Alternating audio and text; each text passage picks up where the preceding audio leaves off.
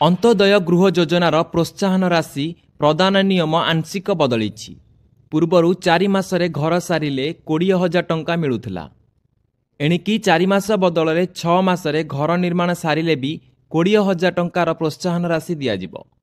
सेही बळी 6 मास बदल 8 मासरे घर सारिले 10,000 टंकार प्रोत्साहन राशि मिलिबो बोली पंचायती राज विभाग पक्षरु विज्ञप्ति प्रकाश पाइछि। आधार पेमेंट ब्रिज सिस्टम रे समस्या जोगु अंत्योदय गृह योजनार हिताधिकारी को घर निर्माण सहायता मिल पारु नथिला। बहु हिताधिकारी विलंबरे द्वितीय किस्ती टंका पाइथिले।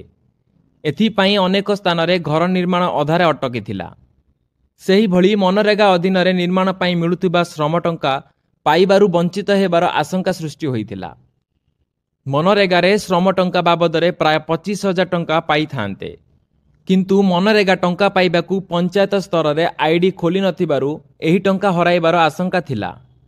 जदि आईडी को अपेक्षा करी रही थांते तेबे प्रोत्साहन राशि हाथरू खसी थांता।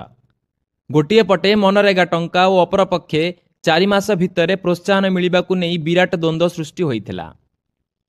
एहाकू नेई हिताधिकारी माने बहुत चिंतारे थिले। सरकार प्रोत्साहन राशि देबार समय सीमा बढ़ाइबा सह 4 मास बदल 6 मासरे घर सारिले भी प्रोत्साहन राशि देबाकू निर्देशनामा जारी करिसेंती। पंचायती राज और पानीय जल विभागर स्वतंत्र प्रकल्प निर्देशक सिद्धार्थ शंकर स्वाई समस्त जिलापाल और जिला परिषदर कार्यनिर्वाही अधिकारी को चिठी करी एही संशोधित गाइडलाइन संपर्क में अवगत कराइछंती। सेपटे मनरेगा श्रम टंका देबाकू आईडी खोलिबा प्रक्रिया भी आरंभ होईछि। एही नियम को छाड़ी गाइडलाइन ने थिबा बाकी समस्त मूल नियम अपरिवर्तित रहिबो बोली पंचायती राज विभाग पक्षरु कुहा जाईछि।